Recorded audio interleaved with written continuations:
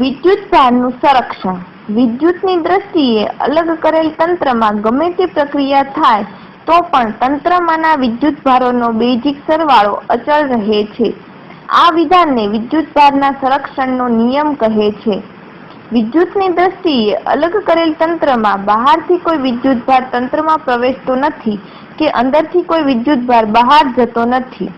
કોઈ પણ વિદ્યુત ભાર વિહીન વસ્તુ તંત્રની અંદર બહાર આવજા કરી શકે છે.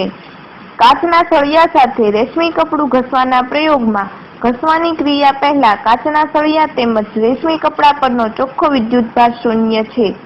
ઘસવાની ક્રિયા બાદ કાચનો સળિયો જેટલો ધન વિદ્યુત ભારિત થાય છે તેટલો જ ઋણ વિદ્યુત ભાર રેશમી કપડા પર ઉદ્ભવે છે.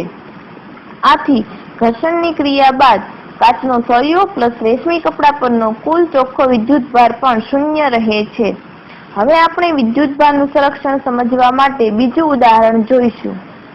આકૃતિમાં દર્શાવ્યા પ્રમાણે પાતળી દિવાલવાળી પેટીમાં પ્રારંભમાં વિદ્યુત ભાર શૂન્ય છે. આ અલગ કરેલા તંત્રમાં શક્તિશાળી ફોટોન પ્રવેશે છે. ફોટોન એ વિદ્યુત ભાર ધરાવતો નથી.